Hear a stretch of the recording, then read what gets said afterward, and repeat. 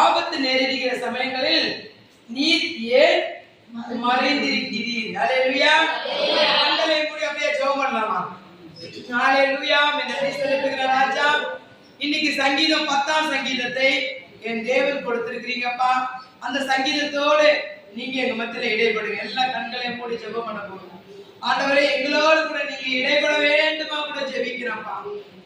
ஆரம்ப வர்க்கமானாலும் முடிவு சம்பூர்ணமா இருக்கொண்டு விசுவாசத்தோட ஆண்டவர் இந்த சங்கீத பகுதியை உங்களுடைய பாதத்துல நாங்கள் அர்ப்பணிக்கிறோம் ராஜா. பெரியவர், நல்லவர், உயர்ந்தவர் தகப்பனே. இந்த வார்த்தைகள் ஒவ்வொன்றும் ஆண்டவரே வெறுமையா போக கூடாது. அது திரும்பி போக வேண்டிய வார்த்தைகள் அல்ல ஆண்டவரே. அது பலன் கொடுக்கிற வார்த்தையாய் மாற்றணும். பரிசுத்தாவே ஆளுகை செய்யுங்க. நாங்க பலவீனமான பாத்திரம் என்பது உங்களுக்கு தெரியும் ராஜா.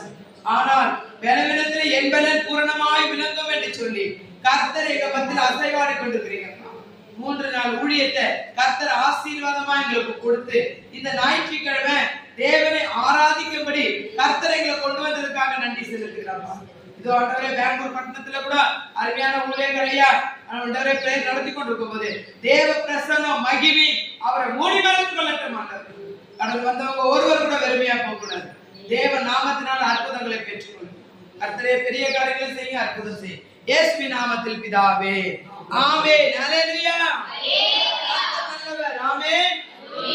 2ஆம் வசனத்தை வாசிப்போம். துன்மார்க்கன் தன் பெருமையினால் சிறுமைப்பட்டவனை கடூரமாய் துன்பப்படுத்துகிறான்.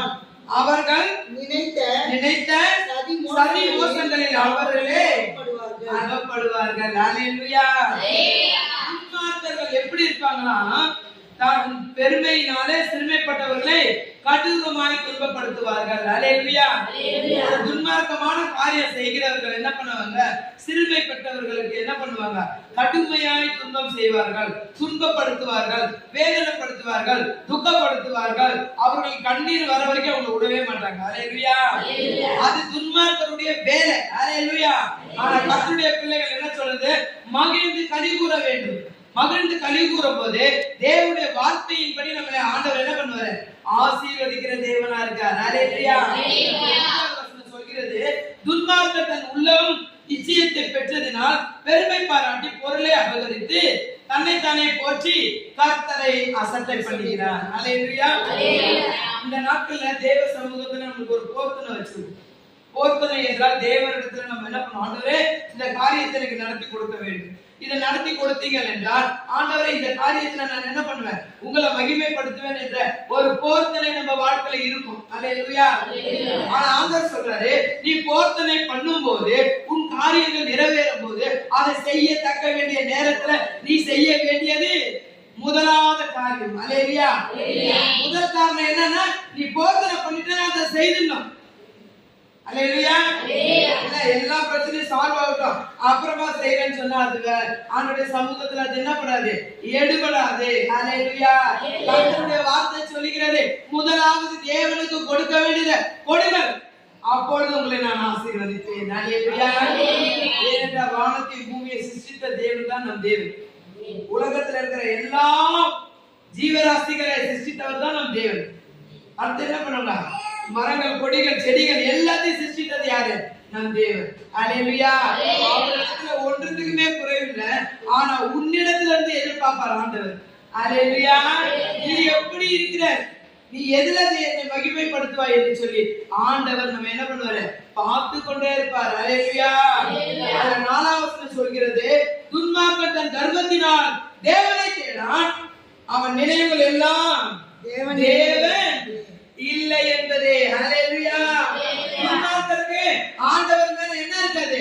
அக்கறை இருக்காது, அன்பு இருக்காது, பாசம் இருக்காது, பிரியம் இருக்காது. அவன் யாரை தேடான்?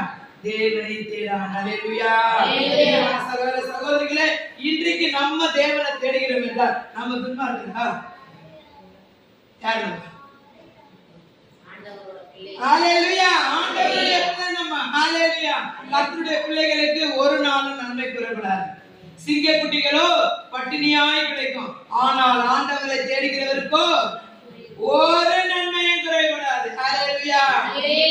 நம்ம வாழ்க்கையில பட்டினி வரும், வேதனை வரும், துக்கம் வரும், கண்ணீர் வரும். போராட்டம் வரும், நிந்தனை வரும்.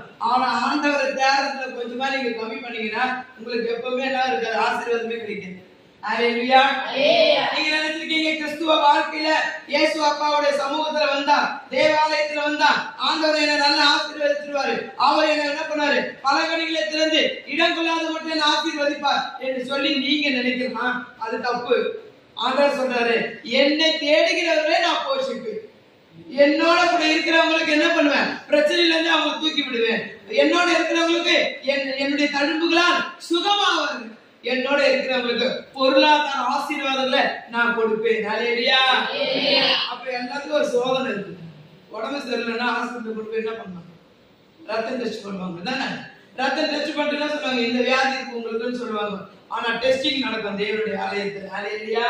டாக்டர் நம்ம டெஸ்ட் பண்ணுவாரு. ஒருவேளை நீங்க வாயை திறந்து ஆண்டவரே இவ்வளவு அற்புதம் செய்துட்டீங்க, இவ்வளவு அதிசயங்களை செய்துட்டீங்க, உங்களை போல கர்த்தர் யாருமே இல்ல, நீங்க தான் உண்மையான தேவன். ஓஹோ ஹalleluya. இது உலகத்துக்குமே தெரியும் ஆண்டவர் நல்லவர் என்பது. அதே பாட்டு நம்ம பாடக்கூடாது, அதை செயற்கையில காட்ட வேண்டும். ஹalleluya. ஒரு கிளாஸ் அரிசி கொடுத்தீங்க ஆண்டவரே, அதற்காக நன்றி ரொம்ப பேர் சொல்லுவோம். ஆனா ஒரு மூட்டை அரிசி கொடுத்தவனே நீ ஆண்டவருக்கு எவ்வளவு அரிசி கொடுக்கணும், எவ்வளவு கொடுக்கணும் சொல்லுங்க. கொடுக்கணும்னு சொன்னா கஷ்டமா இருக்கும். நம்ம தானே எசுபா எனக்கு கொடுங்க கொடுங்க இவ்வளவு கொடுங்க அவ்வளவு கொடுங்க, ஓகே தரமா. நீ எவ்வளவு கொடுப்ப ஆண்டவருக்கு, நீ எவ்வளவு ஆண்டவருடைய சமூகத்துல காத்திருக்கிற, ஆண்டவருக்கு எவ்வளவு நேரத்தை கொடுப்பாய். உன் கண்ணீரை துடைத்தது நான் அல்லவா, உன்னை போஷித்தது நான் அல்லவா, அநேகர் மத்தியில உன் பேரை பெருமைப்படுத்தது நான் அல்லவா, நீ என்ன எனக்கு கொடுக்கிறாய். ஹalleluya. கர்த்தர் நம்மை பார்த்து கேட்பார். ஹalleluya.